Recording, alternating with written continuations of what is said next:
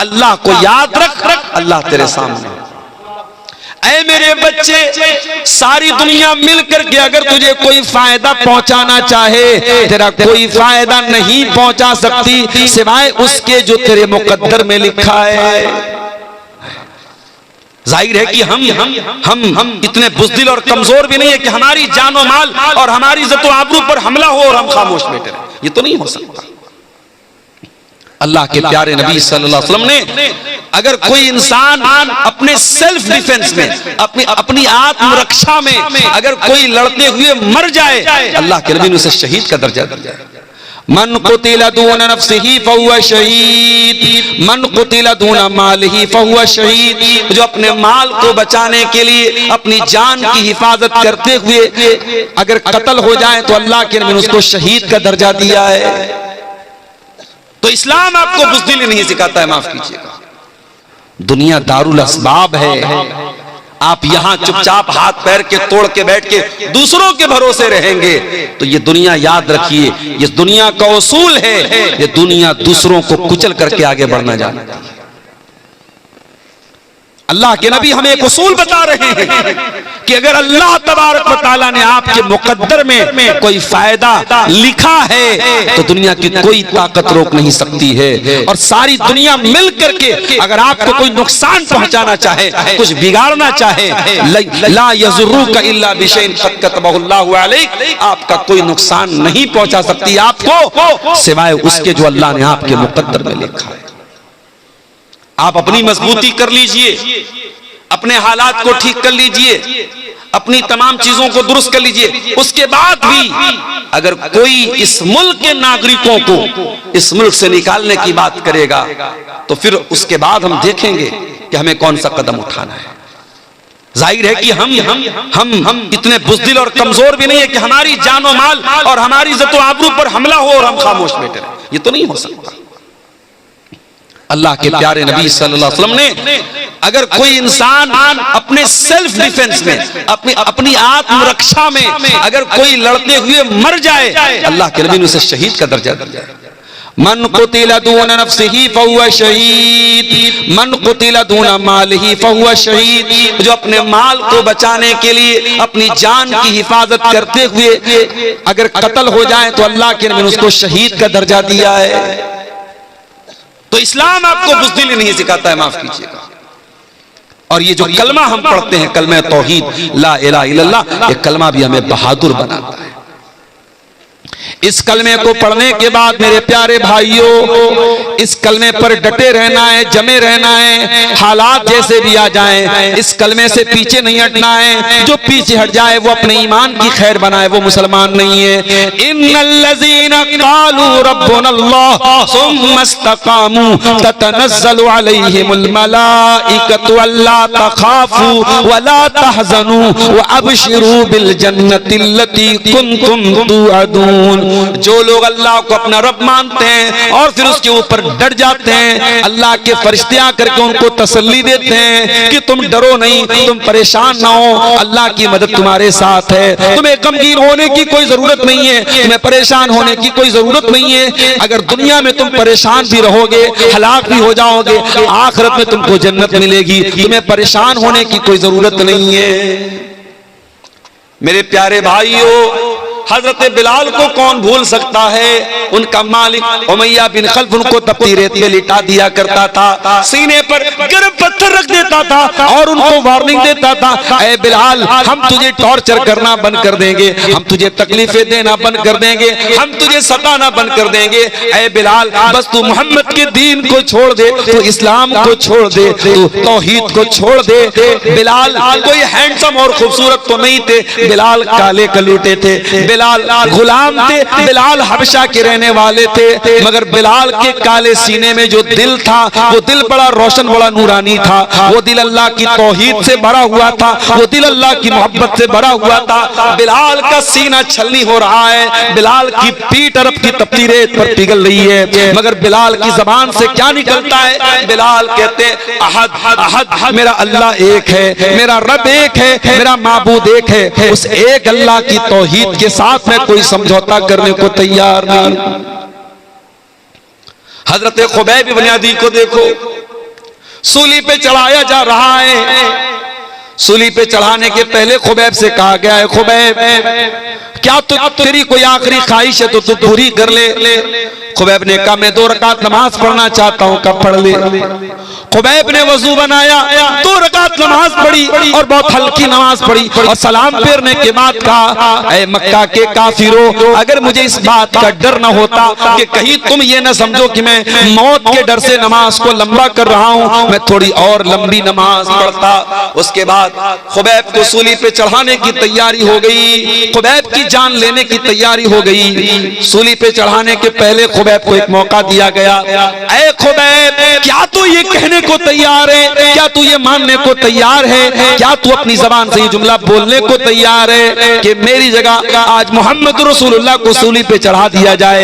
ऐ Khubaib अगर तू इतना बोल दे हम तुझे छोड़ देंगे, हम तुझे माफ कर देंगे, हम तुझे जीवन दान दे देंगे।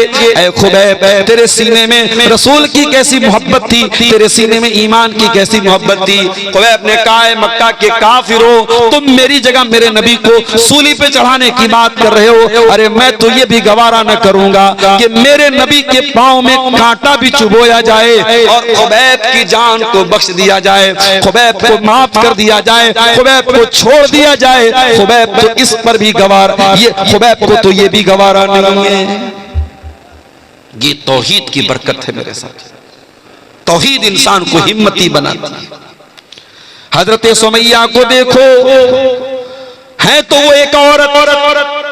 दुनिया वाले कहते हैं औरत बड़ी कमजोर होती है, औरत बड़ी जज्बाती होती है, औरत बड़ी नाजुक होती है। मैं कहता हूं अगर औरत ईमान वाली बन जाए, तौहीद वाली बन जाए, इस्लाम वाली बन जाए, ये पहाड़ों से ज्यादा मजबूत बन सकती है। सुमैया बूढ़ी हो चुकी हैं, जवान बेटा उनका अम्मार है और उनके शौहर यासिर हैं। बाप शौहर के सामने बीवी और माँ के सामने बेटे को ये धमकी दी जा रही है। अबू जहल ये धमकी देता है, ऐ सुमैया बिन्त खय्यात, अगर तूने इस्लाम न छोड़ा, अगर तूने मोहम्मद का दीन न छोड़ा, ऐ सुमैया हम तेरे बदन के कपड़े उतार देंगे, हम तुझे मादर साथ नंगा कर देंगे, हम तुझे सर से पैर तक नंगा कर देंगे, निर्वस्त्र कर देंगे, तेरे बदन के कपड़े उतार देंगे। सुमैया बिन्त खय्यात इस्लाम छोड़ने को तैयार नहीं, तौहीद से समझौता करने को तैयार नहीं, मोहम्मद का दीन छोड़ने को तैयार नहीं।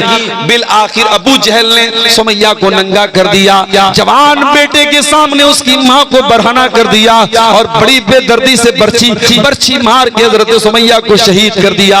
इस्लाम की राह में पहला खून बहाने वाली अगर कोई औरत है वो सुमैया बिन्त खय्यात है। मेरे प्यारे भाइयों, एक औरत होने के बावजूद सुमैया ने जान तो दे दी मगर ईमान से समझौता न किया। सुमैया ने कयामत तक आने वाले मुसलमानों को ये मैसेज दिया, वो तौहीद पे चलने वालों, हालात से घबरा न जाना, हालात से परेशान न हो जाना। अगर तुम तौहीद वाले हो तो अपने कलेजे को मजबूत कर लेना। तौहीद आपको मजबूत बनाती है मेरे भाई। तौहीद का मानने वाला एक अल्लाह को मानता है। ऐसा नहीं है नवंबर में उसका माबूद कोई और है, दिसंबर में कोई और है, जनवरी में कोई और है, फरवरी में कोई और है, गर्मी का देवता कोई और है, जाड़े का देवता कोई और है, दौलत कोई और दे रहा है, ताकत कोई और दे रहा है। ऐसा नहीं है। उसे दौलत अगर मांगनी हो अल्लाह से मांगेगा, उसे शिफा मांगनी हो अल्लाह से मांगेगा। हजरत यूसुफ अलैहिस्सलाम को देखो, यूसुफ कहां पहुंच गए? जेल में पहुंच गए। जबकि हजरत यूसुफ नबी थे, बाप भी नबी थे, वो भी नबी थे, बहुत खूबसूरत थे हजरत यूसुफ अलैहिस्सलाम। लेकिन हालात देखो मेरे भाइयों, बेकसूर होने के बावजूद, बेगुनाह होने के बावजूद यूसुफ अलैहिस्सलाम जेल की काल कोठरी में पहुंच गए। और ये मत समझना कि जेल में जब वो पहुंच गए तो उसको वो मुसीबत समझ रहे थे। वो खुद अल्लाह से दुआ मांग रहे थे, अल्लाह मुझको जेल में पहुंचा दे। क्यों दुआ मांग रहे थे? आओ उनकी दुआ पढ़ के सुना देता हूं। कितनी प्यारी दुआ करते हजरत यूसुफ अलैहिस्सलाम। कहते रब्बी सिजनु अहब्बु इलैया मिम्मा यदऊननी इलैहि। ऐ अल्लाह ये औरतें, ये मिस्र की औरतें मुझसे गलत काम करवाना चाहती हैं। ऐ अल्लाह ये अजीज मिस्र की बीवी मुझसे ज़िना करवाना चाहती है। ऐ अल्लाह ये मुझसे गलत काम करवाना चाहते हैं। ऐ अल्लाह रब्बिस सिजनु अहब्बु इलैया मिम्मा यदऊननी इलैहि। ऐ अल्लाह ये औरतें मुझसे जो काम करवाना चाहती हैं उससे बेहतर तो ये है ऐ अल्लाह मुझे तू जेल की काल कोठरी में डाल दे। व इल्ला तसरिफ अन्नी कैदहुन्ना अस्बु इलैहिन्ना व अकुम मिनल जाहिलीन। और ऐ अल्लाह अगर तूने इनकी चाल को नाकाम नहीं किया, अगर तूने इन औरतों की चाल को नहीं फेरा, ऐ अल्लाह मैं झुक जाऊंगा इनकी तरफ, मैं माइल हो जाऊंगा इनकी तरफ और मैं भी जाहिलों में से हो जाऊंगा। क्योंकि औरत की चाल से बचना बड़ा मुश्किल काम है, औरत के फरेब से बचना बहुत मुश्किल काम है। अगर यूसुफ अलैहिस्सलाम जैसे पैगंबर को इस बात का डर है कि औरत के फंदे में वो न फंस जाएं, तो आज के कमजोर ईमान वाले नौजवानों आप अपने दामन को भी बहुत बचा के रखिए। जमाना बहुत नाजुक है, औरत का फितना बड़ी तेजी से समाज में फैल रहा है। मैं माफ कीजिए अगर हमारी माएं बहनें सुन रही हैं, मैं जब औरत का लफ्ज बोल रहा हूं तो कोई ये ना समझे कि मैं तमाम औरतों को जिम्मेदार करार दे रहा हूं इन हालात का, नहीं। लेकिन ये अल्लाह के नबी की हदीस भी है कि दुनिया का सबसे बड़ा फितना, इस उम्मत के मर्दों के लिए सबसे बड़ा फितना औरत का फितना है। और ये औरत कब फितना बनती है? जब इस्लाम से दूर होती है, जब दीन से दूर होती है, जब बेहया होती है, जब बदचलन होती है, जब ये खूबसूरत कपड़े पहनकर मेकअप करके सज के संवर के अपने हुस्न की नुमाइश करती है, तभी औरत फितना बनती है। और यही औरत अगर इस्लाम के दायरे में रहे तो दुनिया की सबसे बड़ी नेमत बन जाती है। अल्लाह के नबी ने फरमाया दुनिया का सबसे बड़ा खजाना तीन चीजें हैं, तीन चीजों को खजाना बना लो, तीन चीजों को स्टोर कर लो, तीन चीजों को अपने घर में बचा के रख लो। कल्बन शाकिरा व लिसानन जाकिरा व ज़ौजतन मुमिनतन तुईनुहु अला अम्रिल आखिरा। अपने सीने में ऐसा दिल पैदा कर लो जो अल्लाह का शुक्र अदा करने वाला हो, अपने मुंह में ऐसी जबान पैदा कर लो जो अल्लाह का जिक्र करने वाली हो, और ऐसी औरत अपने घर में लेके आ जाओ जो दीनदार हो और दीन में तुम्हारी मदद करे, दीन के कामों में तुम्हारी मदद करे। मेरे प्यारे साथियों, हजरत यूसुफ अलैहिस्सलाम उस औरत के फितने से बचने की दुआ करते और कहते हैं अल्लाह मुझे तू जेल में पहुंचा। अल्लाह ने यूसुफ अलैहिस्सलाम की दुआ कबूल कर ली। यूसुफ बेगुनाह थे फिर भी जेल में पहुंच गए, और जेल में पहुंचने के बाद यूसुफ अलैहिस्सलाम आराम से नहीं बैठ गए। हम और आप होते तो जेल में पहुंच करके आंसू बहाते, हम कहां चले आए। न तो घर के जैसा बिस्तर है, न तो घर के जैसा खाना है, न माँ है पास में, न बाप है पास में। और यूसुफ नबी के बेटे हैं, पैगंबर के बेटे हैं, बड़े बाप के बेटे हैं, बड़े नाज़ो नेमत से उनको पाला गया था, और आज कहां पहुंच गए? कैद खाने में पहुंच गए।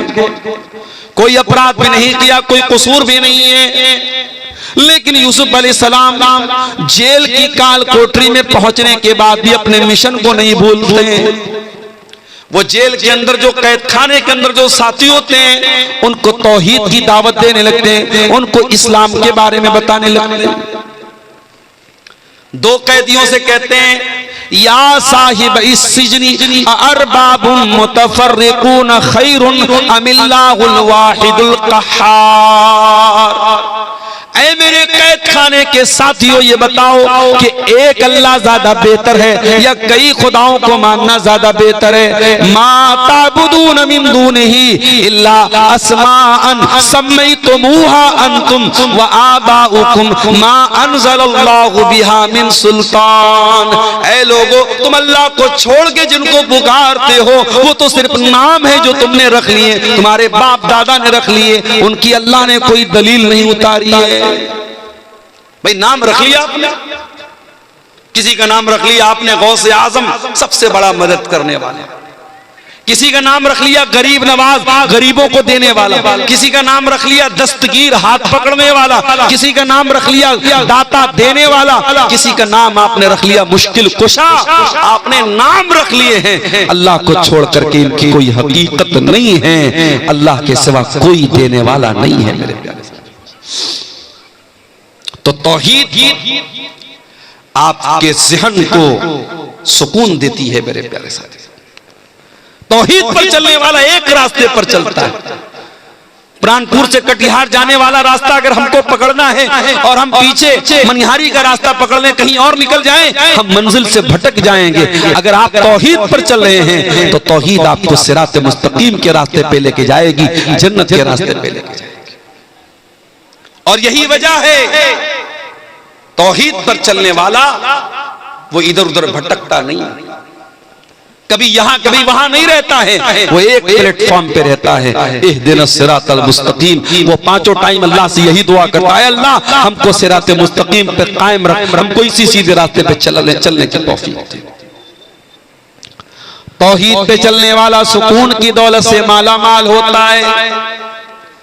मेरे प्यारे नौजवान साथियों, आपसे एक बात कहना चाहता हूं, सुकून किस चीज का नाम है? क्या ज्यादा पैसा कमा लेने का नाम सुकून है? माफ करना, बड़े बड़े अरबपतियों को रात में सोने के लिए स्लीपिंग पिल्स लेनी पड़ती है, नींद की दवाएं लेनी पड़ती हैं। और किसी गांव का कोई गरीब आदमी रात में साग रोटी खा लेता है, मछली भात खा लेता है, दाल चावल खा लेता है और आराम से सो जाता है। इसका मतलब यह हुआ कि सुकून का ताल्लुक पैसे से नहीं है। जितने सुकून के साथ वो गरीब आदमी अपनी झोपड़ी में सो रहा है, वो करोड़पति महल में उतने सुकून से नहीं सो रहा है। इसीलिए बहुत ज्यादा दौलत के पीछे ना भागो मेरे प्यारे भाइयों। दौलत कमाओ, दौलत जरूरी चीज है, लेकिन अगर दौलत मिल गई, हलाल तरीके से मिल गई, तो हराम रास्तों पे न जाना, वरना सुकून की दौलत छिन जाएगा। अल्लाह के प्यारे नबी बड़ी प्यारी बात इरशाद फरमाते हैं, लैसल गिना अन कसरतिल अरबी वलाकिन्नल गिना गिनन नफ्सी। अरे ज्यादा पैसा हो जाना, ज्यादा सामान हो जाना, ये दौलत नहीं है, ये मालदारी नहीं है। असल मालदारी है कि इंसान का दिल मालदार हो जाए, इंसान का नफ्स गनी हो जाए, इंसान दिल का मालदार हो जाए। कुछ लोग होते हैं ना, चमड़ी चली जाए दमड़ी न जाए, पैसा बहुत है, मगर एक पैसा भी अल्लाह की राह में खर्च करने की बात आ जाए, किसी गरीब को देने की बात आ जाए, नानी मर जाती है। चमड़ी चली जाए दमड़ी न जाए। पैसा है, दौलत है, दिल नहीं। और मैं देखता हूं कभी कभी मदरसों में चंदा जब लोग देते हैं, दान देते हैं, गरीब आदमी जो बेचारा बहुत मामूली कमाने वाला है, अपनी हैसियत से बढ़ के वो देता है। और करोड़पति लोग बेचारे जो है, वो बंगला में तकरीर करने वाला उसको दाएं बाएं से खींचता है, पकड़ता है, बुलाता है, उसके बाद बड़ी मुश्किल से 5,000 10,000 रुपया वो निकालता है। तो अल्लाह ताला क्या तो नीयत देखी जाएगी, अल्लाह क्या तो इखलास देखा जाए। सही बुखारी की पहली हदीस क्या है? इन्नमल आमालु बिन्नियात। सारी नेकियों का दारो मदार अल्लाह ताला की नीयत पर है। आप कटिहार छोड़ के दिल्ली जा रहे हैं, आप कटिहार छोड़ के गुवाहाटी जा रहे हैं, आप कटिहार की सरजमीन छोड़ के मुंबई जा रहे हैं, किस लिए जा रहे हैं? पैसा कमाने के लिए, बाल बच्चों का पेट भरने के लिए। और एक आदमी कटिहार छोड़ के या कोई भी जगह छोड़ के दूसरी जगह जा रहा है, क्यों जा रहा है? अपना दीन बचाने के लिए, अपना ईमान बचाने के लिए, अपने आप को इस्लाम पर अमल करने के लिए। दोनों ने शहर छोड़ा, दोनों ने वतन छोड़ा, लेकिन जिसने दीन और ईमान के लिए अपना वतन छोड़ा, उसको शरीयत में मुहाजिर कहा जाएगा, उसके अमल को हिजरत कहा जाएगा, उसको हिजरत का सवाब मिलेगा। लेकिन जो रोजी रोटी के लिए, किसी लड़की से शादी करने के लिए, किसी औरत को हासिल करने के लिए, किसी दौलत को हासिल करने के लिए अपना शहर छोड़ के जाएगा, उसको हिजरत का सवाब नहीं मिलेगा। अमल एक है, काम एक है, नीयत अलग अलग हो गई तो मामला बदल गया मेरे प्यारे साथियों। इसलिए नीयत को दुरुस्त करो। तौहीद आपकी नीयत को भी दुरुस्त करती है। अगर आपकी तौहीद पक्की होगी तो आप नमाज अल्लाह के लिए पढ़ेंगे, आप मदरसे में दान अल्लाह के लिए देंगे, आप गरीबों की मदद अल्लाह के लिए करेंगे, आप रोजा अल्लाह के लिए रखेंगे, आप हज करेंगे अल्लाह के लिए, आप ज़कात देंगे अल्लाह के लिए। अगर आपकी तौहीद पक्की है तो आपकी नीयत भी पक्की है। परसों जुमा का दिन है, फजर की नमाज में अगर आप पहुंचे और उम्मीद है कि आप पहुंचेंगे, क्योंकि आप जलसे में अगर रात को 1, 1:30 बजे 2 बजे तक जलसे में आप रह रहे हैं तो आपके अंदर दीन का बड़ा जज्बा है, बड़ा शौक है, तो आप फजर की नमाज भी जमात से जरूर पढ़ते होंगे इंशाअल्लाह। अगर आप जुमा के दिन फजर की नमाज में पहुंचे और इमाम साहब ने सुन्नत के मुताबिक पहली रकात में सूरह सजदा की तिलावत की और दूसरी रकात में उन्होंने सूरह दहर की तिलावत की, तो सूरह दहर में ये आयतें भी आप इमाम साहब के मुंह से सुनेंगे। इन्नमा नुतिमुकुम लिवजहिल्लाह व युतिमूना अत्ताम अला हुब्बिही मिस्कीनन व यतीमन व असीरा। अल्लाह के नेक बंदे गरीबों को खाना खिलाते हैं, यतीमों को खाना खिलाते हैं, कैदियों को खाना खिलाते हैं। इन्नमा नुतिमुकुम लिवजहिल्लाह, और जब वो गरीबों को खाना खिलाते हैं तो इसलिए नहीं खिलाते कि फोटो खींच लें उनका। हम लोग भी कहीं जाते हैं जलसों में, प्रोग्रामों में, तो अब ये सेल्फी लेने वाले जो हमारे नौजवान हैं वो दस्तरखान पे भी जाके सेल्फी ले, मैं मना करता हूं भैया मत फोटो मत लो। ऐसे ही लोग उलमा को बदनाम करते, उलमा खाते बहुत हैं, मौलवी खाता बहुत है, और जब ये कहो कि भाई अपने बच्चे को मौलवी बनाओ तो कहते हैं खाएगा कहां से। बड़ी अजीब बात है, ऐसे तो बोलेंगे मौलवी खाता बहुत है, और बच्चे को आलिम बनाने की बात कहो तो बोलेंगे खाएगा कहां से। तो दस्तरखान पर भी हमारे फोटो लिए जा रहे हैं, क्यों साहब? स्टेटस पे लगाएंगे, मोबाइल पे लगाएंगे, फेसबुक पे डालेंगे अब्दुल गफ्फार साहब देसी मुर्गा खा रहा है। एक जगह जलसे में अपनी बेटी को लेके चला गया, ये यूट्यूबर लोग अल्लाह इनको माफ करे, इनको थंबनेल लगाना भी नहीं आता। नेपाल में एक जलसे में भी गया अपनी बच्ची को लेके, तो एक यूट्यूबर ने थंबनेल लगाया अब्दुल गफ्फार सलवी अपनी बेटी को ले गया, जलसा में ले गया, तकरीर में ले गया। अरे भाई ले गए बोल दो भाई, क्या मतलब जबान ऐसी हो चुकी है कि वो समझ में नहीं आता कि उनको हिंदी में क्या लिखना चाहिए। तो खाना आदमी खा रहा है, उसका भी लोग फोटो ले रहे हैं। फोटो तो ठीक है, मैं उसको हराम नहीं मानता, लेकिन बिला वजह बिला जरूरत आप कम से कम उलमा को खाने के टाइम तो बख्श दो भाई। आदमी खाना खा रहा है, उसकी क्या पोजीशन है, किस हालत में वो मुंह बनाए हुए, आप उसी हालत में फोटो ले रहे हो। मैं बहुत सख्ती से मना करता हूं कि भाई फोटो कम से कम खाना खाने के टाइम तो फोटो मत। कई बार ऐसा होता है जलसा तकरीर करके मुझे निकलना है, फौरन ट्रेन पकड़नी है, भागना है, मौलाना एक सेल्फी लेना है, मौलाना एक, अबे तुम्हारी सेल्फी के चक्कर में भाई मेरी ट्रेन छूट जाएगी। तो फोटो लेने का, सेल्फी लेने का बड़ा शौक है। तो बात ये किससे निकली? खाने से बात निकली। अल्लाह के नेक बंदे खाना खिलाते हैं गरीबों को, लेकिन जब खाना खिलाते हैं तो थैंक यू सुनने के लिए नहीं, जज़ाकल्लाह खैर सुनने के लिए नहीं, शुक्रिया सुनने के लिए नहीं, कहते इन्नमा नुतिमुकुम लिवजहिल्लाह, हम तुम्हें अल्लाह ताला की रजा के लिए खाना खिला रहे हैं। ला नुरीदु मिनकुम जज़ाअन वला शुकूरा, हमें तुमसे कोई बदला नहीं चाहिए, हमें तुमसे कोई शुक्रिया नहीं चाहिए। इन्ना नखाफु मिर रब्बिना यौमन अबूसन कमतरीरा, हम तो अल्लाह के अजाब से डरते हैं, हम तो कयामत के दिन से डरते हैं, और इसलिए हम तुमको खाना खिला रहे हैं। मेरे प्यारे भाइयों, तौहीद में मजबूत हो जाओगे तो नीयत भी अच्छी हो जाएगी। मदीना में एक आदमी का इंतकाल हो गया। इंतकाल के बाद जब उनको जनाजे के लिए उनको जब नहलाया जाने लगा, जब उनको मैयत को गुस्ल दिया जाने लगा, उनकी पीठ के ऊपर बड़े बड़े मोटे मोटे निशान पाए गए बोरे के। नहलाने वालों ने कहा ये तो बहुत बड़ी हस्ती थी, ये तो अल्लाह के नबी के अहले बैत में से थे, अल्लाह के रसूल के घर वालों में से थे, ये तो नबी के नवासे के बेटे थे। नवासे के बेटे को क्या बोलेंगे? हमारे यहाँ पर नवासा बोलते हैं, आप क्या क्या बोलते हैं? पर नवासा ही बोलते हैं। नबी के पर नवासे हैं, ये नवासे के बेटे हैं। अली इब्ने हुसैन उनका नाम था। उनको गुस्ल दिया जा रहा है और पीठ पर मोटे मोटे बोरे के निशान। नहलाने वालों ने लोगों से पूछा क्या मामला है, इनकी पीठ पर ये निशानात कैसे? बात उड़ते उड़ते मदीना में फैल गई।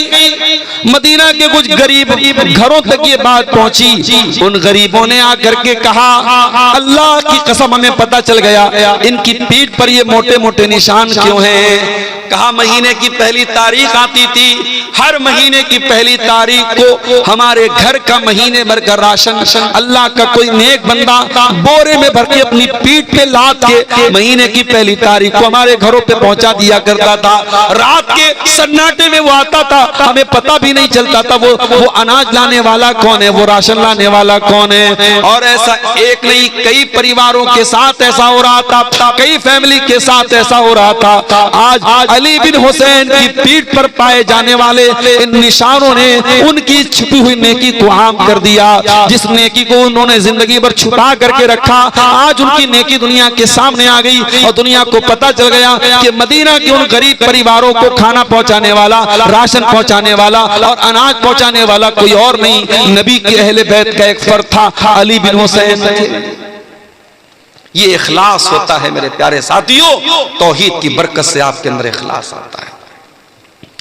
अगर आप तौहीद में पक्के हो जाएंगे, अल्लाह ताला आपको सुकून की दौलत भी देगा।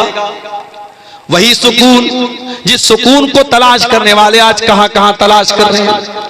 ये शराबी शराब क्यों पी रहा है, ये जिना करने वाला जिना क्यों कर रहा है, ये लड़कियों से चैटिंग क्यों कर रहा है, ये पाउडर के जरिए ड्रग्स क्यों ले रहा है। इन तमाम लोगों से पूछ तो कहते हम तो सुकून के लिए ऐसा कर रहे हैं। शराब पीने वाला सुकून के लिए शराब पी रहा है, सिगरेट पीने वाला सुकून के लिए सिगरेट पी रहा है, खैनी खाने वाला सिगरेट के लिए सुकून के लिए खैनी खा रहा है। यानी जितने ये नशे की चीजें हैं ये सब सुकून के लिए कर रहा है। ऐ सुकून की तलाश में ये हराम काम करने वालों, ऐ शराब में डूबे इंसानों, ऐ नशे की लत में मुब्तला नौजवानों, ऐ लड़कियों से चैटिंग करके अपने आप को सुकून पहुंचाने का ख्वाब देखने वालों, आओ कुरान तुमको बताता है सुकून कहाँ मिलेगा। कुरान तुमको नुस्खा बताता है, कुरान तुमको तरीका बताता है। अला बिज़िक्रिल्लाहि तत्मइन्नुल कुलूब, मेरे बंदो तुम्हें सुकून मिलेगा तो अल्लाह के जिक्र में मिलेगा, तुम्हें सुकून मिलेगा तो अल्लाह के कलाम में मिलेगा, तुम्हें सुकून मिलेगा तो अल्लाह को याद करके मिलेगा। आज कितने मुसलमान हैं उनके घर में 24 घंटे में एक बार कोई अल्लाह का नाम लेने वाला नहीं, कोई एक आदमी भी नमाज पढ़ने वाला नहीं, कोई एक औरत भी कुरान पढ़ने वाली नहीं। दिन रात मोबाइल पे गाने बज रहे हैं, दिन रात बच्चों के हाथ में मोबाइल, बड़ों के हाथ में मोबाइल, गाने बजाने मुसलमानों के घरों में बज रहे हैं। ओ लोगों, आपने बिल्डिंगें तो बढ़िया आलीशान बना ली, आपने मकान तो बड़े अच्छे बना लिए, मगर माफ करना अगर आपके घरों में अल्लाह का नाम नहीं लिया जा रहा है, अगर आपके घरों में अल्लाह का जिक्र नहीं हो रहा है, मैं नहीं कह रहा हूं, अल्लाह के प्यारे नबी फरमा रहे हैं ऐसा घर मुर्दा है, मुर्दा। आपने फरमाया मसलुल बैत लज़ी युज़करुल्लाहु फ़ीही वल बैतिल लज़ी ला युज़करुल्लाहु फ़ीही मिस्लल हय्य वल मय्यित, जिस घर में अल्लाह का नाम लिया जाए वो घर जिंदा है, और जिस घर में अल्लाह का नाम ना लिया जाए वो घर मुर्दा है। हमारे घर मुर्दा हो चुके हैं, जिन घरों में अल्लाह का नाम ना लिया जाए उन घरों में सुकून कहां से आएगा। अगर आज बच्चे माँ बाप की बात नहीं मानते, माँ बाप बच्चों के साथ नाइंसाफी कर रहे हैं, भाई भाई से लड़ाई कर रहा है, देवरानी जेठानी में आज अगर झगड़े हो रहे हैं, ननद और भाभी में झगड़े हो रहे हैं, तो मेरे प्यारे साथियों घर में सुकून आए तो कहां से आए, बरकत आए तो कहां से आए। बरकत का तो तरीका हमने खो दिया है, सुकून का तरीका हमने खो दिया है। कुरान कहता है अला बिज़िक्रिल्लाहि तत्मइन्नुल कुलूब, आओ अल्लाह के जिक्र से तुमको सुकून मिलेगा। अभी मैं आज एक साइंसदान के बारे में पढ़ रहा था। थाईलैंड की एक यूनिवर्सिटी चियांग माऊ एक यूनिवर्सिटी है, उसमें एक प्रोफेसर है जो एनाटॉमी के प्रोफेसर है, और उनका नाम क्या है, उनका नाम है तेजा तेलाक। वो थाईलैंड के हैं, थाई प्रोफेसर है, एनाटॉमी के वो प्रोफेसर है। और वो एनाटॉमी का मतलब होता है इंसान के बदन की जो पार्ट्स ऑफ बॉडी हैं, जो शरीर के जो अंग हैं, उस पर वो रिसर्च करते हैं, उसके बारे में वो तहकीक करते हैं। थाईलैंड की उस यूनिवर्सिटी के प्रोफेसर साहब ने जब तहकीक करना शुरू किया, रिसर्च करना शुरू किया, एक सवाल बार बार उनको डिस्टर्ब कर रहा था कि इंसान की बॉडी में जो दर्द होता है उस दर्द को बदन का कौन सा हिस्सा रिसीव करता है? इंसान की बॉडी में वो जो दर्द होता है, जो पेन होता है, उस दर्द को बॉडी कैसे फील करती है, बॉडी कैसे महसूस करती है? सबसे पहले बॉडी का कौन सा ऐसा अंग है जो दर्द को फील करता है? डॉक्टर साहब परेशान थे, प्रोफेसर साहब परेशान थे। अचानक किसी ने एक दिन उनको कुरान दे दिया। कुरान पढ़ते हुए सूरह निसा की आयत उनकी आंखों से गुजरी। अल्लाह ने फरमाया, कुल्लमा नज़िजत जुलूदुहुम बद्दलनाहुम जुलूदन गैरहा। जब जहन्नमी जहन्नम में डाले जाएंगे, उनके बदन की चमड़ी जल जाएगी, खराब हो जाएगी, हम नई चमड़ी चढ़ा देंगे, हम नई चमड़ी चढ़ा देंगे। ले यज़ूक़ुल अज़ाब, ताकि बार बार वो अजाब का मजा चखें, उनको अजाब का दर्द फील हो, उनको अजाब का दर्द महसूस हो। प्रोफेसर साहब ने जब कुरान की आयत पढ़ी, उन्होंने कहा इसका मतलब ये हुआ कि शरीर में अगर कोई अंग है जो दर्द को सबसे पहले फील करता है, सबसे पहले रिसीव करता है, तो वो इंसान की स्किन है, इंसान की चमड़ी है, इंसान की त्वचा है। डॉक्टर साहब ने, वीडियो मौजूद है यूट्यूब पर, आप जाके देख लीजिए। सऊदी अरब में एक बहुत बड़ी कॉन्फ्रेंस हुई और उस कॉन्फ्रेंस में खड़े होकर के उन्होंने इस्लाम कबूल किया, ला इलाहा इल्लल्लाह मुहम्मद रसूलुल्लाह का कलमा पढ़ा। और उन्होंने कहा 1400 साल पहले अरब के एक उम्मी को ये बात किसने बताई, जो मेरी पूरी जिंदगी की रिसर्च का निचोड़ है, पूरी जिंदगी मेहनत करने के बाद और तहकीक करने के बाद जो बात मैं बता रहा हूं, कुरान हकीम 1400 साल पहले वो बात कैसे बता रहा है। इसका मतलब ये कुरान अल्लाह का कलाम है। मेरे प्यारे साथियों, आज अगर आप तौहीद पर पक्के हो जाएं, आप अल्लाह का जिक्र और कुरान अगर आप पढ़ना शुरू करें, आप जब बड़े बड़े प्रोफेसर, बड़े बड़े पढ़े लिखे लोगों के दिल की दुनिया बदल गई, आपके दिल की दुनिया भी बदल जाएगी। मगर हमारा दिल का आलम यह है, हमारा दिल बड़ा कठोर हो चुका है मेरे साथी, ये दिल बड़ा सख्त हो चुका है, ये दिल बड़ा कठोर हो चुका है। कुरान कहता है, लौ अंज़लना हाज़ल कुरान अला जबल, इस कुरान को हमने किसी पहाड़ के ऊपर भी उतारा होता तो पहाड़ भी अल्लाह के खौफ से रेजा रेजा हो जाता। लरअयतहु खाशियम मुतसद्दिअम मिन खशियतिल्लाह। इस कुरान के अंदर वो पावर है कि बड़े बड़े पहाड़ को भी चकनाचूर कर सकता है, लेकिन इंसान के दिल पर आज कुरान का कोई असर नहीं हो रहा है। क्यों? क्योंकि पहाड़ से ज्यादा कठोर हो चुका है इंसान का दिल। मेरे प्यारे साथियों, सुकून की दौलत भी इसी कुरान के जरिए मिलेगी, इसी अल्लाह के जिक्र के जरिए मिलेगी। और जो आदमी तौहीद के रास्ते पर चलता है, उसके दिल को अल्लाह ताला सुकून की दौलत से भी माला माल कर देता है। मूसा अलैहिस्सलाम को देखिए, बनी इस्राइल को लेके जा रहे हैं, फिरौन को पता चला, फिरौन ने पीछा किया, सामने दरिया है कुलजुम आ गया। मूसा अलैहिस्सलाम के साथियों ने क्या किया है, मूसा इन्ना लमुद्रकून, अब तो हम पकड़ लिए जाएंगे, अब हमें कौन बचाएगा। मूसा अलैहिस्सलाम ने बड़े इत्मीनान से जवाब दिया, कल्ला इन्ना मई रब्बी सयहदीन, ऐ मेरी कौम के लोगों, मेरा रब मेरे साथ है, मेरा अल्लाह मेरे साथ है, वो जरूर कोई ना कोई रास्ता निकालेगा। ये सुकून हजरत मूसा के दिल में कैसे पैदा हुआ? ये तौहीद की बदौलत पैदा हुआ। जब इंसान की तौहीद पक्की होगी, जब अल्लाह पर यकीन पक्का होगा, बड़े बड़े मुश्किल हालात में भी वही सुकून उसके दिल में मौजूद होगा। मूसा अलैहिस्सलाम ने कहा, मेरा रब मेरे साथ है, वो जरूर कोई ना कोई रास्ता निकालेगा। फ़अौहैना इला मूसा अन इज़रिब बिअसाकल बहरा फनफलका फकाना कुल्लु फ़िरक़िन कत्तौदिल अज़ीम। अल्लाह फरमाता है, हमने मूसा से कहा, ऐ मूसा, तू पानी के ऊपर अपने आसा को, अपनी लाठी को मार दे, पानी फट जाएगा और दोनों तरफ पानी रुक जाएगा और बीच में रास्ता बन जाएगा। पानी के ऊपर कभी रास्ता बनते देखा है? मनिहारी का ब्रिज बन रहा है, कितने जमाने से काम चल रहा है, अभी लोग बता रहे 2026-27 में काम कंप्लीट होगा। पानी के अंदर ब्रिज बनाना आसान काम नहीं है, पानी के अंदर पिलर खड़ा करना आसान काम नहीं है।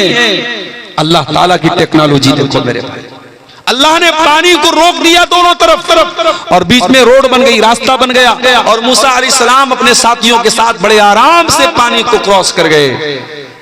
तो अल्लाह ताला की जो टेक्नोलॉजी होती है, अल्लाह की जो तदबीर होती है, इंसान वहां तक पहुंच भी नहीं सकता। वल्लाहु खैरुल माकिरीन। इंसानों की तदबीर अल्लाह की तदबीर के सामने कुछ नहीं है। जब अल्लाह अपनी प्लानिंग करेगा तो इंसानों की तदबीर, इंसानों की चालबाजी, इंसानों की मक्कारी धरी की धरी रह जाएगी। अल्लाह की तदबीर उनकी सारी मक्कारियों को खत्म कर देगी मेरे प्यारे साथी। तो तौहीद पे चलने वाला सुकून की दौलत से माला माल होता है। जो इंसान तौहीद पर चलता है वो अल्लाह के कैमरे से हमेशा डरता रहता है। दुनिया का कैमरा, आज आप किसी बड़े मार्केट में चले जाएं, कटिहार के किसी बड़े दुकान में, मॉल में चले जाएं, आप मालदा में चले जाएं, आसपास पूर्णिया चले जाएं, बड़ी बड़ी दुकानों पे कैमरे लगे हैं। क्यों लगे हैं भाई? कैमरे लगे हैं साहब, उनको कहते हैं सीसीटीवी कैमरा। वो सिक्योरिटी के लिए लगे हैं, सुरक्षा के लिए लगे हैं। कैमरा लगा है तो चोरी नहीं होगी, कैमरा लगा है तो कोई गलत काम नहीं होगा। जो इंसान तौहीद पर चलता है उसे अल्लाह ताला के कैमरे का डर सबसे ज्यादा होता है, क्योंकि इंसान का बनाया हुआ कैमरा तो फेल भी हो सकता है। इंसान के बने हुए कैमरे में जो चीजें रिकॉर्ड हो रही हैं उनका टाइम होता है, 1 महीना तक रिकॉर्ड होंगी, 6 महीने तक रिकॉर्ड होंगी, 1 साल तक रिकॉर्ड होंगी, उसके बाद वो फाइल डिलीट हो जाएगी, खत्म हो जाएगी। लेकिन अल्लाह ताला का जो कैमरा चल रहा है, फरमाया हुआ इन्ना अलैकुम लहाफिज़ीन किरामन कातिबीन यालमून मा तफअलून।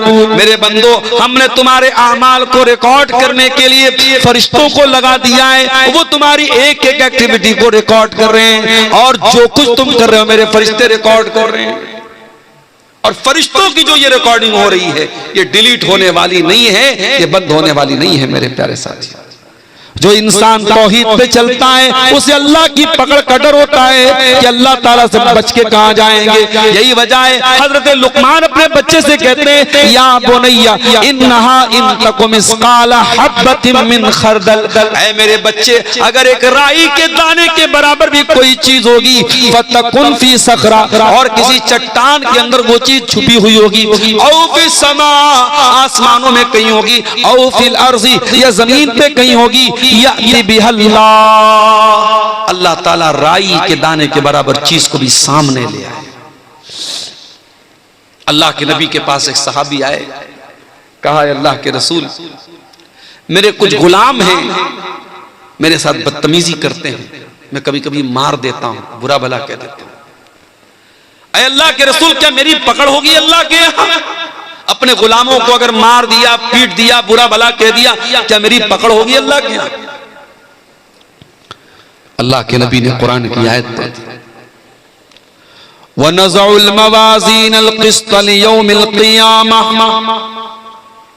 हम क़यामत के दिन इंसाफ का तराजू रखेंगे, फला तुज़लमु नफ्सुन शैया, और क़यामत के दिन अल्लाह के तराजू पर किसी के साथ कोई अन्याय नहीं होगा।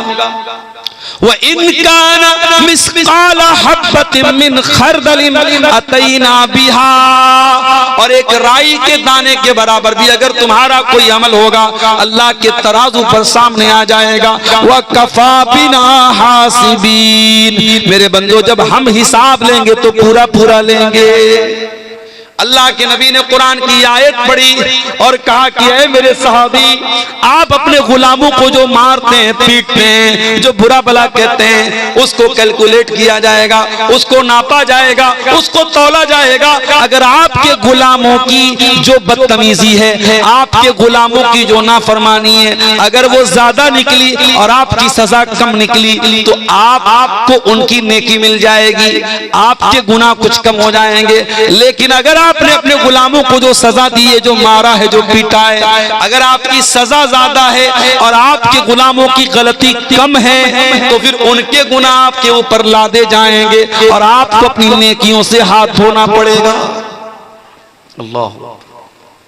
सहाबी एक कोने में जाके रोने लगे, बड़ी देर तक रोते रहे, आंसू बहाते रहे, और रोते हुए कहने लगे, अल्लाह के नबी, इन्नी उशहिदुका अला अन्नहुम अहरार। अल्लाह के नबी, इतना बड़ा खतरा मैं मोल नहीं ले सकता।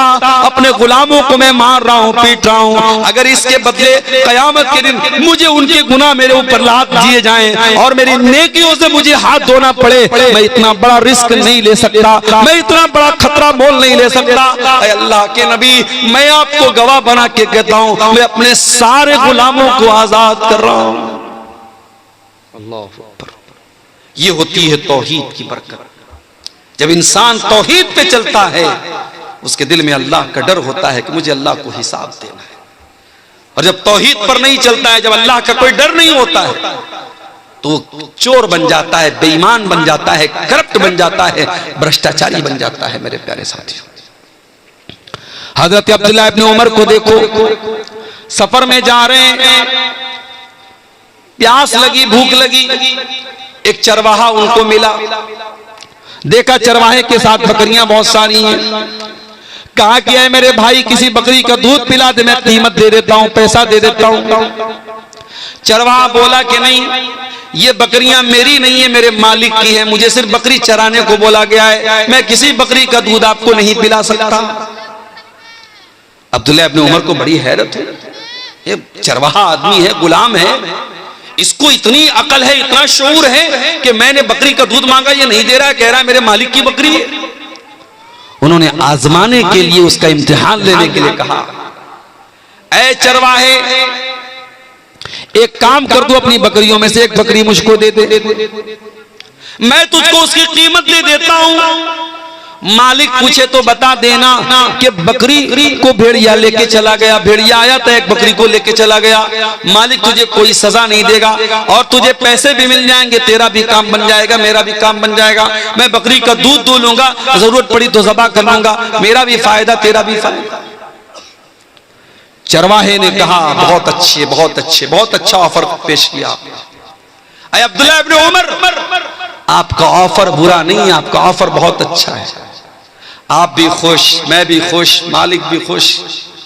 बस मुझे एक सवाल का जवाब दे दीजिए, फ़अैन अल्लाह, अल्लाह को क्या जवाब दूंगा? कल अल्लाह पूछेगा कयामत के दिन कि तूने अपने मालिक के साथ गद्दारी की, चीटिंग की, फ्रॉड किया, धोखा किया, बेवकूफ बनाया अपने मालिक को, मैं अल्लाह को क्या जवाब दूंगा? बस मुझको इतना बता दीजिए। उस चरवाहे के मुंह से फ़अैन अल्लाह, अल्लाह कहा गया, मैं अल्लाह को क्या जवाब दूंगा? ये सुनकर के अब्दुल्लाह बिन उमर रोने लगे, आंखों से आंसू जारी हो गए। पूछा तेरा मालिक कौन है? मदीना आए, मालिक का पता लगाया और मालिक को कीमत दे करके उस गुलाम को आजाद कर दिया। और आजाद करने के टाइम उस गुलाम से कहा, ऐ चरवाहे, ऐ कल तक तू गुलाम रहने वाला इंसान, आज इस तरह एक जुमले ने तुझको दुनिया की गुलामी से बचा लिया है और मुझे उम्मीद है कल कयामत की जहन्नम की आग से भी तुझे ये जुमला बचा लेगा। अल्लाह अकबर। अल्लाह का ये डर, तौहीद जब दिल में होगी तब पैदा होगा मेरे साथी। जब आप तौहीद के पक्के होंगे तो अल्लाह का ये डर आपके दिल में पैदा हो जाएगा। हजरत उमर को देखो, गश्त लगा रहे हैं अपने दौरे हुकूमत में, दुनिया आराम से सोती है और उमर फारूक आम लोगों का कपड़ा पहन के गश्त लगाते हैं पूरे इलाके में, पूरे मदीना में। कौन भूखा है, कौन प्यासा है, कौन परेशान है, लोगों की मदद करते हैं। हजरत उमर का गुजर एक मकान के पास से होता है, अंदर से एक औरत की आवाज आती है। औरत अपनी बच्ची से कह रही है, अपनी बेटी से कह रही है, ऐ बेटी, सुबह दूध बेचने जाना है, उठ करके तू दूध में पानी मिला दे। बेटी कहती, अम्मी जान, क्या आपने अमीरुल मोमिनीन का ऑर्डर नहीं सुना?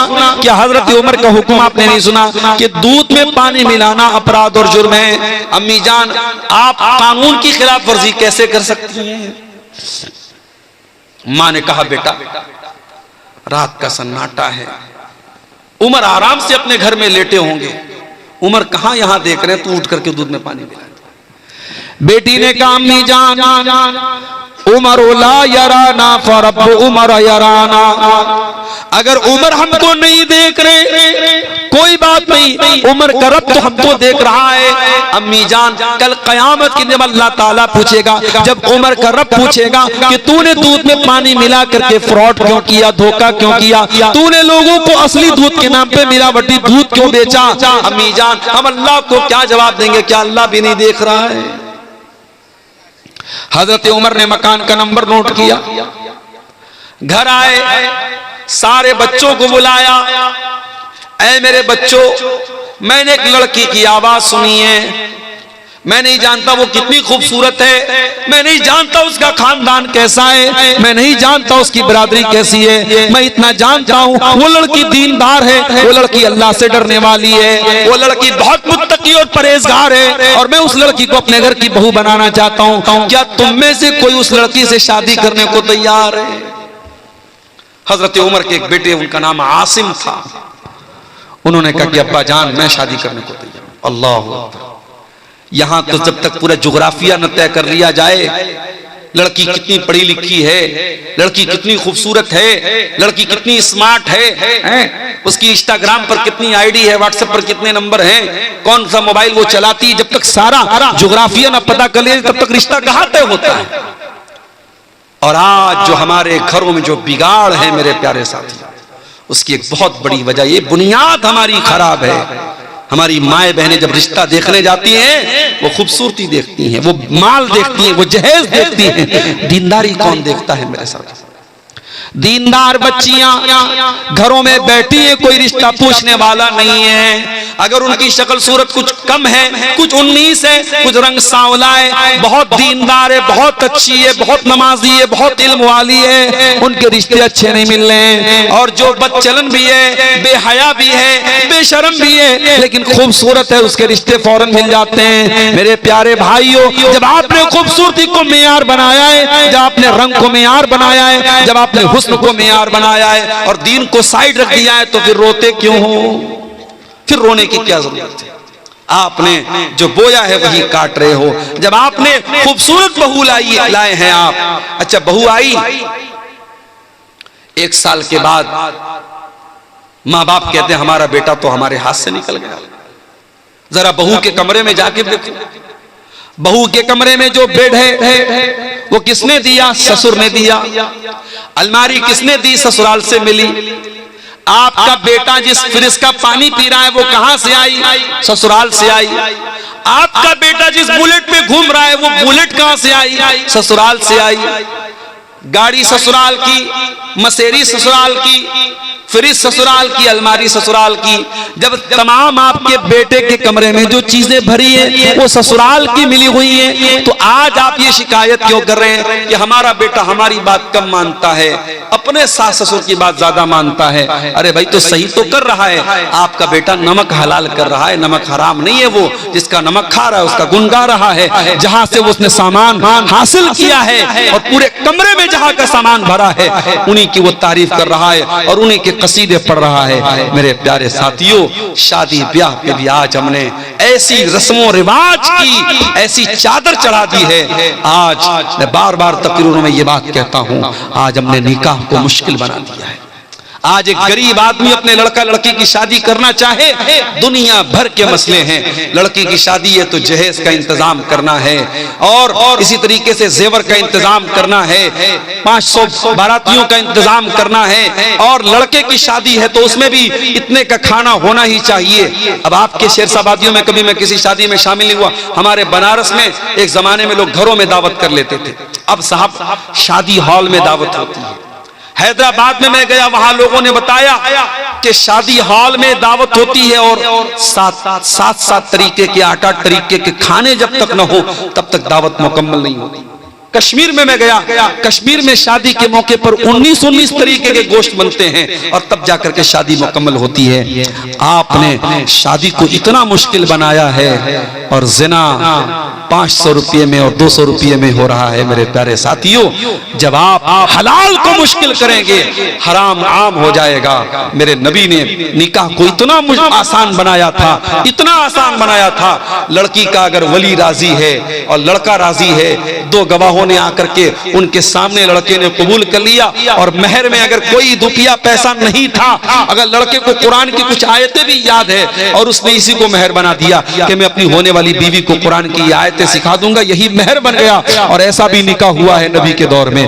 मेरे प्यारे साथियों, जब आप निकाह को मुश्किल बनाएंगे, जिना आसान होगा। और आज जिना आसान हो चुका है और आम हो चुका है, और वो गुनाह जिसके बारे में कुरान कहता है वला तक़रबुज़ ज़िना, तुम जिना के करीब भी मत जाना।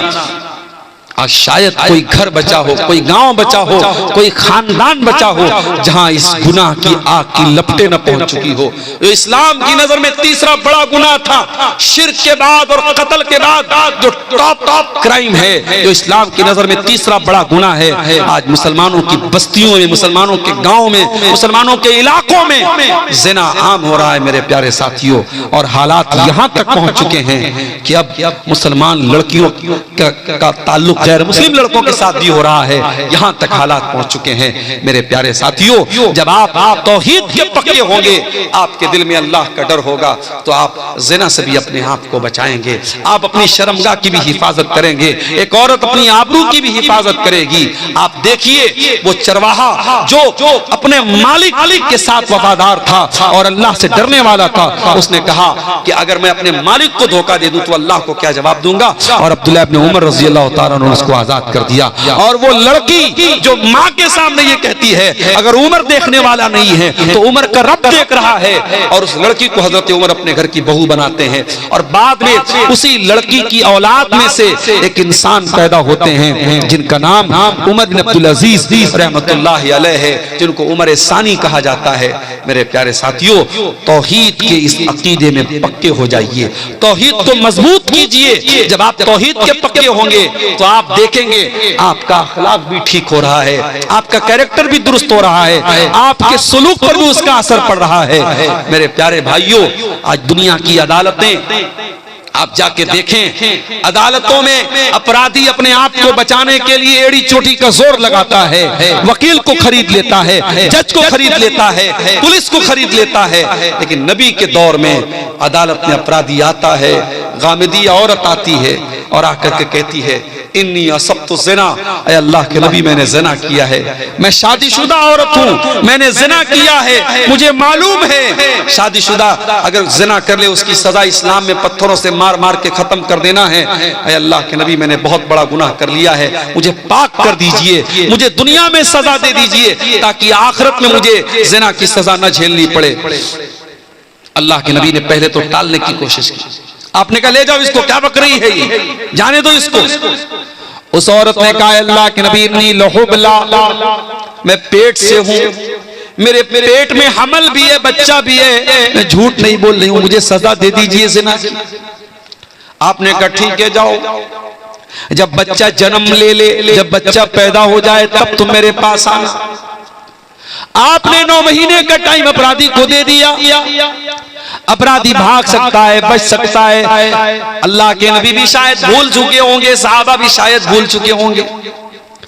9 महीने के बाद बच्चा पैदा होता है, औरत उस बच्चे को गोद में लेकर के आती है। अल्लाह के नबी शायद आप भूल गए, मैं गामिदी हूं, मैं वही औरत हूं जो 9 महीने पहले आपके पास आई थी। अल्लाह के नबी मुझको ज़िना की सजा दे दीजिए, मुझको पाक कर दीजिए। आपने फरमाया नहीं, अभी बच्चा बहुत छोटा है, माँ का दूध पी रहा है, जाओ जब ये बच्चा रोटी खाने लगे तब तुम मेरे पास आना। अल्लाह के प्यारे नबी ने 2 साल का टाइम अपराधी को और दे दिया, 2 साल का मौका और दे दिया कि जा तू भाग सकता है तो भाग जा, बच सकता है तो बच जा, अपने आप को बचा सकता है तो बचा ले। ओ लोगों, वो कौन सी ताकत थी, वो कौन सी कुव्वत थी। 2 साल के बाद जब बच्चा रोटी खाने लगता है, वो औरत अपने बच्चे को गोद में लेकर के आती है, बच्चे के हाथ में रोटी का टुकड़ा है, बच्चा रोटी खा रहा है। ऐ अल्लाह के नबी, मेरा बच्चा दूध छोड़ चुका है, मेरा बच्चा रोटी खाने लगा। ऐ अल्लाह के नबी, अब तो मुझे ज़िना की सजा दे दीजिए। आपने जमीन में गड्ढा खुदवाया, औरत का आधा धड़ जमीन में गाड़ा गया। जो इस्लाम में सजा है शादीशुदा की सजा ज़िना की, पत्थरों से मारा गया, उस औरत को रज्म किया गया। जब पत्थरों से मारा जाने लगा, उस औरत के खून के कुछ छींटे हजरत खालिद बिन वलीद के कपड़ों पर पड़ गए। हजरत खालिद बिन वलीद की जबान से कुछ नाजेबा कलमात निकल गए, कुछ नामुनासिब कलमात उस औरत के हक में निकल गए। उन्होंने कुछ ऐसी बातें बोल दी कि पता नहीं कैसी औरत का खून मेरे कपड़े पर पड़ गया। अल्लाह के नबी ने बड़े गुस्से में फरमाया, महलन या खालिद, ऐ खालिद खबरदार, ऐ खालिद अपनी जबान को लगाम दो, ऐ खालिद ये कोई मामूली औरत नहीं है। लक़द ताबत तौबतन, इसने अल्लाह की बारगाह में सच्ची तौबा की है। लौ ताबहा साहिब मुक्सिन लगुफिर लहू, अगर कोई डाकू भी ऐसी तौबा करता तो अल्लाह उसको भी माफ कर देता। ये है तौहीद की बरकत। जब आप तौहीद के रास्ते पर आते हैं तो आपका दिल ऐसा हो जाता है कि आप अल्लाह की बारगाह में आकर के अपने गुनाहों का इकरार कर लेते हैं मेरे साथी। इसलिए मेरे प्यारे भाइयों, जो गुनाहों के बोझ से बोझल बना हुआ है, जो गुनाहों की जंजीरों में जकड़ा हुआ है, आओ ये रात का सन्नाटा है, ये रात का सुहाना वक्त है, जाओ वजू करके अपने कमरे में, अपने मस्जिद में, ये जहां भी मुनासिब हो जा करके अल्लाह के सामने सजदे में सर झुका दो और अल्लाह के सामने अपने गुनाहों का रोना रो लो, अल्लाह के सामने अपनी गलतियों का इकरार कर लो। यकीन जानो जब अल्लाह के सामने तुम सर झुका दोगे मेरे प्यारे साथियों, फिर आपको कहीं और सर झुकाना नहीं पड़ेगा। शायर कहता है, वो एक सजदा जिसे तू गिरा समझता है, 1000 सजदों से देता है आदमी को नजात। आज हमारे देश में इस तौहीद के खिलाफ भी बातें हो रही हैं, इस्लाम के खिलाफ भी बातें हो रही हैं और ऐसा मैसेज दिया जा रहा है, ऐसा नैरेटिव गढ़ा जा रहा है कि इस्लाम का मानने वाला सबसे घृणा करता है, सबसे नफरत करता है। माफ कीजिएगा, तौहीद नफरत नहीं सिखाती है, तौहीद इंसानियत सिखाती है। इस्लाम की नजर में कोई पैदाइशी एतबार से ऊंचा नीचा नहीं है।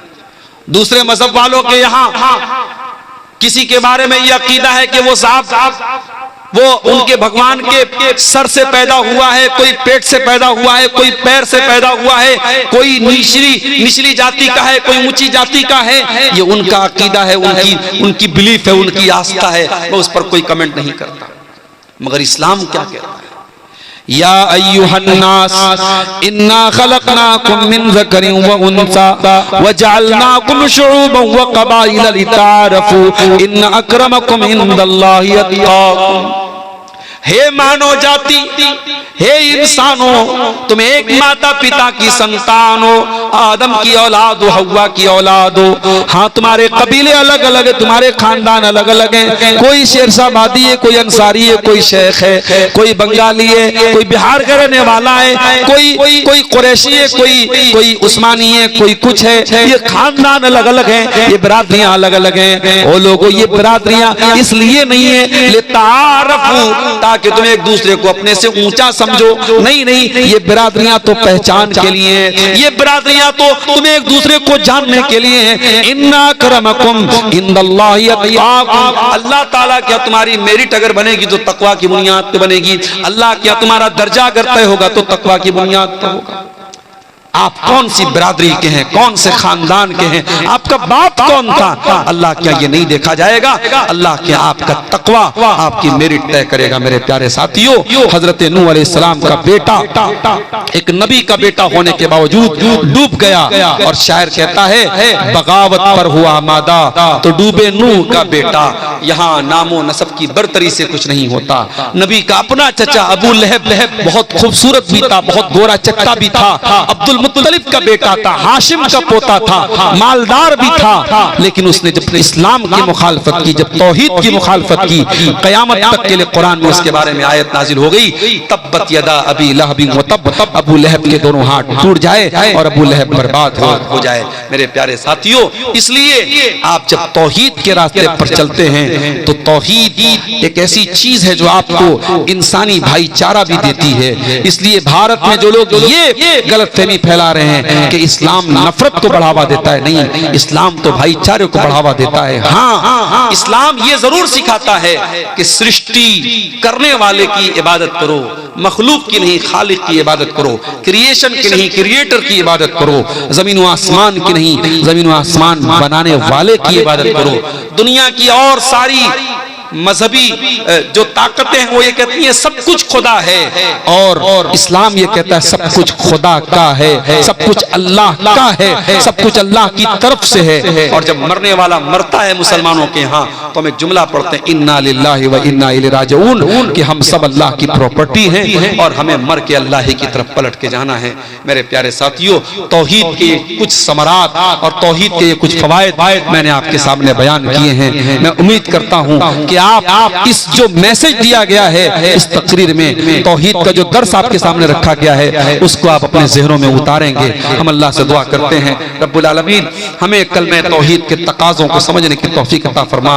रब्बुल आलमीन हमें मरते दम तक तौहीद पे चलने वाला बना दे। इलाल आलमीन हमें शिर्क व बिदअत से हमारी हिफाजत फरमा। ऐ अल्लाह, जिस इदारे के लिए आज का ये प्रोग्राम मुनक़िद हुआ है, इस अच्छा कब्रिस्तान के लिए, अल्लाह ताला इस कब्रिस्तान की तामीर या उसकी जो जमीन के लिए जो ताउन जिन लोगों ने किया है, अल्लाह उस ताउन को कबूल फरमाए। और जिन लोगों ने इसमें हिस्सा नहीं लिया है उनसे भी बड़े अदब से गुजारिश करूंगा